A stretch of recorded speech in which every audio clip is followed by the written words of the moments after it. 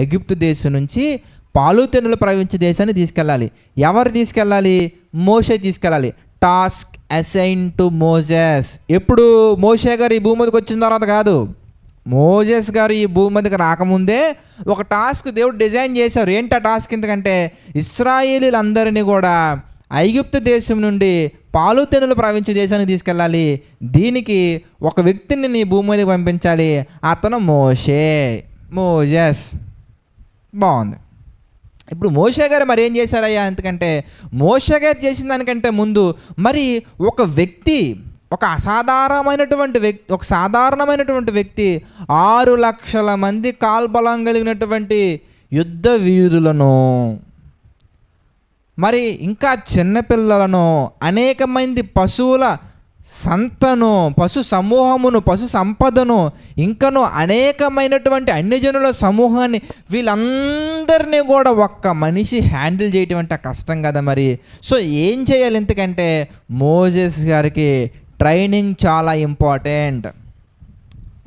మోషే గారి జీవితంలో ఏం కావాలి అంటే మోషే గారికి మాట్లాడడం రావాలి, నడటం రావాలి, ప్రతి విషయం, అన్ని విషయాల్లో సమాధానపరచడం రావాలి, యుద్ధాలు చేయడం రావాలి, యుద్ధాలు ఆపటం రావాలి, మాట్లాడటం రావాలి. ప్రతి ఒక్క దాంట్లో కూడా మోషే గారు గొప్పవాడుగా మారాలి. ఎందుకంటే మోషే గారు ఆడుకొని అన్నం తినేసి చచ్చిపోవడం కోసం రాలా. 6 లక్షల మందికి పైగా యుద్ధ వీరులు గల ఒక సైన్యాన్ని, వారి యొక్క కుటుంబాలని, ఇంకను అనేకమైన అన్ని జనుల కుటుంబాలని, వారికి సంబంధించినటువంటి ఆస్తులను, ఇవన్నీ కూడా ఐగుప్తు దేశము నుంచి పాలు తెన్నులు ప్రవహించే దేశానికి అరణ్యము గుండా 40 సంవత్సరాలు ప్రయాణం చేయించి వాళ్ళకి ఎటువంటి అపాయము కలగకుండా, వాళ్ళ హృదయాలు గాయపడకుండా, దేవుని చిత్తానికి ఎటువంటి నష్టము రాకుండా, దేవుని యొక్క ఉద్దేశాలని యాజ్ ఇట్ ఈజ్గా తీసుకెళ్ళాలంటే మోషే గారికి ఏం కావాలి? ఎందుకే? ట్రైనింగ్ కావాలి. అందుకే దేవుడు ఏం చేశారయ్యా అంటే మోషే గారికి చిన్నప్పటి నుంచినండి, ఈజిప్ట్ కంట్రీలో ఇశ్రాయేలీలు బానిసలుగా ఉన్నారు కనుక ఒక బానిస కుటుంబంలో ఉంటే నేర్చుకోవాల్సినటువంటివి సరిపోవు. కనుక మోషే గారిని ఏం చేయాలి? ఎందుకంటే బానిస కుటుంబంలో ఉన్నప్పటికీ, బానిస కుటుంబంలో పుట్టినప్పటికీ మోషే గారికి రాజులకు సంబంధించినటువంటి రాజరికపు విద్యలు నేర్చుకోవాలి. అది 1, 2, 3, 4, 44,000, 4 లక్షలు కాదు, సకల విద్యలు నేర్చుకోవాలి. సకల విద్యలు నేర్చుకోవాలంటే అక్కడ ఉన్న పరిస్థితులను బట్టి, అక్కడ జరుగుతున్న పరిస్థితులను బట్టి మోషే గారు కనుక వాళ్ళ కుటుంబంలో ఉంటే చంపేసే అవకాశాలు ఉంటాయి. కాబట్టి మోషే గారు వాళ్ళ కుటుంబంలోనే ఉండాలి, కాకపోతే ఫరో తరపున ఉండాలి. ఎలా పెట్టారండి దేవుడు ప్లానింగ్? మీరు నిర్గమాకాండం 3వ అధ్యాయం మీరు చదువుకుంటే మీకు అర్థమవుతుంది, 2, 3 అధ్యాయాలు చదువుకుంటే మీకు అర్థమవుతుంది. అవన్నీ డీటెయిల్గా చెప్పుకుంటూ వెళ్తే మనకి సమయం ఇంకా ఎక్స్టెండ్ అయిపోతుంది. కాబట్టి నేను చెప్పుకుంటూ వెళ్తున్నాను. స్టిల్ మీకు అర్థం కాకపోతే మనకి ఎలాగో డౌట్ సెషన్ జరుగుతూ ఉంటుంది. కాబట్టి ఎవ్రీ సండే మీరు మమ్మల్ని కాంటాక్ట్ అయితే మేము తప్పకుండా మేము చెప్తాము. సో కాబట్టి మీరు ఆలోచించినట్లయితే కనుక మోషే గారిని మరి ఫరో కుమార్తెకు కుమారునిగా మరి మోషే గారికి సంబంధించిన రిలేటివ్స్ దగ్గర చక్కగా పెంచడం అనేది జరిగింది. అలా ఎలా పెంచారయ్యా అని మీరు చూస్తే అపోస్తుల కార్యాల్లో అండి 7వ అధ్యాయంలో 22వ వచనం మనం చూద్దాం. అపోస్తుల కార్యాలు 7వ అధ్యాయము 22వ వచనం మనం చూస్తేనండి ఎంత చక్కగా ఉంది. మీరు చూడండి, మీరు చూస్తే మోషే ఐగుప్తీయుల సకల విద్యలను అభ్యసించి ఎలా మారిపోయాడయ్యా మోషే అంటే మాటల యందును, తర్వాత కార్యముల యందును ప్రవీణుడై ఉండెను. వేటులు ఎంతకి? మోషే ఐగుప్తీయుల సకల విద్యలను అభ్యసించి మాటలైనా కానీ పనులైనా కానీ, మాటలతో తెగ్గొట్టాలా, పనులతో తెగ్గొట్టాలా, మాటలతో అతికించాలా, పనులతో అతికించాలా, ఎలా ఉండాలి ఎంతకి? మాటలైనా పనులైనా ఏదైనా కానివ్వండి, సకల విద్యల యందు జస్ట్ నేర్చుకున్నాడు కాదండి, ప్రవీణుడు, ఎక్స్పర్ట్. ఇంతకీ మోషే గారికి దేవుడు ఈ విషయాలన్నీ ఎందుకు నేర్పిస్తున్నారు అనగానే మీకు అర్థం అవ్వాల్సింది, మోషే గారు వచ్చిన పర్పస్ ఏంటండి? ఇశ్రాయేలీయులను ఈజిప్ట్ కంట్రీ నుంచి పాలు తెన్నులు ప్రవహించే దేశాన్ని తీసుకెళ్ళాలి, కనాను దేశాన్ని తీసుకెళ్ళాలి. మరి మోషే గారు చాలా చక్కగా నేర్చుకున్నారండి, అద్భుతంగా నేర్చుకున్నారండి. మరి నేర్చుకున్న తర్వాత మోషే గారు ఆ పనిలో ఉన్నారా అంటే, ఆయన నేర్చుకున్న స్కిల్స్ ఉన్నాయి చూశారు, సకల విద్యలు ఏంటవి ఇంతకీ, మాటల యందును కార్యముల యందు అన్నీ చక్కగా నేర్చుకున్నారు కదండి. ఆ విద్యలన్నీ కూడా దేవుని యొక్క ప్రణాళికను నెరవేర్చడానికి, దేవుని యొక్క చిత్తాన్ని నెరవేర్చడానికి, దేవుని యొక్క ఉద్దేశాలను నెరవేర్చడానికి ఉపయోగించడం మానేసి,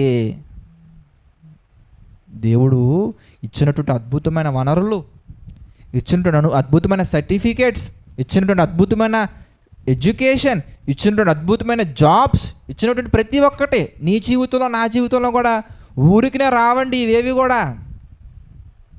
ఒక అడ్వర్టైజ్మెంట్ వస్తుంది చూసారా, డబ్బులు ఊరికినే రావని చెప్పేసి. అలాగా దేవుడు మనకి ఈ స్కిల్స్ని, ఈ ఉద్యోగాలని, ఈ ఆపర్చునిటీస్ని, ఈ బంధువులని, ఈ బలగాలని, ఈ కుటుంబాన్ని, ఈ ఆస్తిని, ఈ అంతస్తుని ఊరికినే ఇవ్వలా. ఒక ఉన్నతమైన ప్రణాళిక ఉంది. నీకు ఉద్యోగం రావటం వెనక నీ టాలెంట్ కాదమ్మా, నీ స్కిల్స్ కాదు, నీ యొక్క ఎడ్యుకేషన్ క్వాలిఫికేషన్స్ కాదు, అవి నీకు దేవుడు నేర్పించారు. నువ్వు కోరుకున్నావు కాబట్టి చదువుకోవాలా, మీ పేరెంట్స్ కోరుకున్నావు కాబట్టి చదవట్లా. నిన్ను ఒక స్కూల్లో ఉంచకూడదు అని దేవుడు డిసైడ్ అయితే ఆ స్కూల్లో నువ్వు ఎంత ప్రయత్నించినా చదవలేవు. బెస్ట్ ఎగ్జాంపుల్ నా లైఫేనండి. నేను ఒక స్కూల్లో చదవటుంటే నాకు చాలా ఇష్టం అండి, చాలా ఇష్టంగా వెళ్ళి జాయిన్ అయ్యి ఆ స్కూల్లో ఎంత ప్రయత్నించాను అక్కడ ఉండటానికి, మొత్తం పరిస్థితులన్నీ తారుమారైపోయి వేరే స్కూల్లోకి రావాల్సి వచ్చింది. ఎందుకంటే దేవుని ప్రణాళిక నెరవేరడానికి, దేవుని చిత్తం నెరవేరడానికి మన ఉద్దేశాలను మనం ఎంత ప్రయత్నించినా కానీ అవి వెళ్ళవండి. అందుకే ఒక మంచి పాట కూడా సేవకులు రాశారు, కొంతమంది సేవకులు రాసినటువంటి పాటలు చాలా అద్భుతంగా ఉంటాయి. ఎన్ని తలచినా ఏది అడిగినా జరిగేది నీ చిత్తమే. మరి మోషే గారు కూడా నేర్చుకున్నటువంటి ఈ విద్యలన్నీ ఏం చేస్తున్నారా ఎందుకని మరి చూస్తే ఆశ్చర్యపోతారండి నిజంగా. అనేక మందిని ఆపదల నుంచి రక్షించడానికి దేవుడు నేర్పిస్తే ఈయనేం చేశారు మీరు చూడండి. అపోస్తుల కార్యాలు 7వ అధ్యాయం మనం చూస్తానండి. అపోస్తుల కార్యాలు 7వ అధ్యాయం మనం చూసాం అనుకోండి. అపోస్తుల కార్యాలు 7వ అధ్యాయము 24వ వచనం మనం చూద్దాం. చదవండి, అక్కడ ఏమన్నా ఇంతకీ. అప్పుడు వారిలో ఒకడు అన్యాయం అనుభవించడం చూచి వారిని రక్షించి ఏం చేశారండి,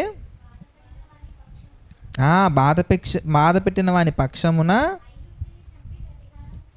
ఎంత పని చేశారండి, ఐగుప్తుని చంపి ప్రతీకారము చేసెను. ఆ ప్రతీకారం ఎలా ఉందో మనం చూద్దాం. నిర్గమాకాండము 2వ అధ్యాయం మనం చూస్తానండి.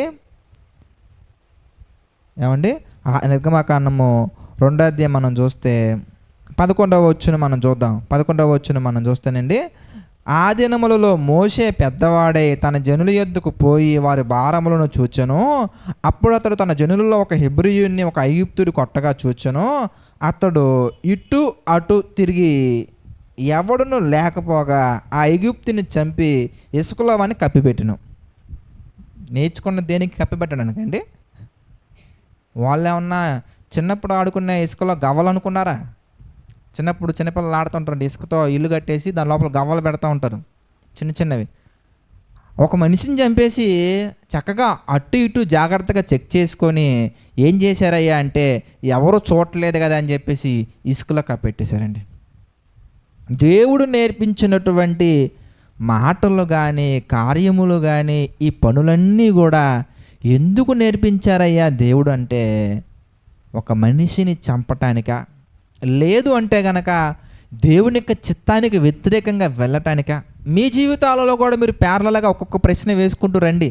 దేవుడు మీకు ఇచ్చినటువంటి ఉద్యోగం అనేది నీ ఒక్కడవే బాగుపడటానిక, సువార్త ముందుకు వెళ్ళటానిక? దేవుడు నిన్ను పంపించినటువంటి ఆ ప్రాంతం ఏదైతే ఉందో ఆ ప్రాంతం, అది ట్రైనింగ్ అవ్వచ్చు, ఎడ్యుకేషన్ అవ్వచ్చు, లేదంటే ఏ ప్రాంతంలో మీరు ఉన్నా కానీ ఆ ప్రాంతంలో మీరున్న దేనికంటే ఇక్కడ మోషే గారు ఏ విధంగా అయితే చాలా చక్కగా ఎవరో లేకుండా చూసి పాపం చేసేసి చాలా పరిశుద్ధుడికి ఎలా యాక్టింగ్ చేస్తున్నారో మీరు కూడా అలాగా యాక్టింగ్ చేయటానికా, లేదు అంటే కనుక దేవుని యొక్క ప్రణాళిక నెరవేర్చడానికి మన ఈ భూమి మీదకి వచ్చిందే దేవుని ప్రణాళిక నెరవేర్చడానికి. అది ఏదైనా కానివ్వండి, మనం ఎక్కడైనా ఉండనివ్వండి, పేదవారుగా ఉన్నావా, ధనవంతులుగా ఉన్నావా, ఉద్యోగం వచ్చిందా రాలేదా, కోచింగ్ తీసుకుంటున్నావా తీసుకోవట్లేదా, చదువుకుంటున్నావా చదువుకోవట్లేదా, కాలేజీలో ఉన్నామా లేదా, చదువు మానేసామా, వేరెవర్ వీఆర్, మనం ఎక్కడైనా ఉండనివ్వండి, అక్కడ దేవుడికి మన పట్ల ఒక ప్రణాళిక ఉంది. ఆ ప్రణాళికను మనం నెరవేర్చే పనుల్లో మనం ముందుకెళ్ళాలి.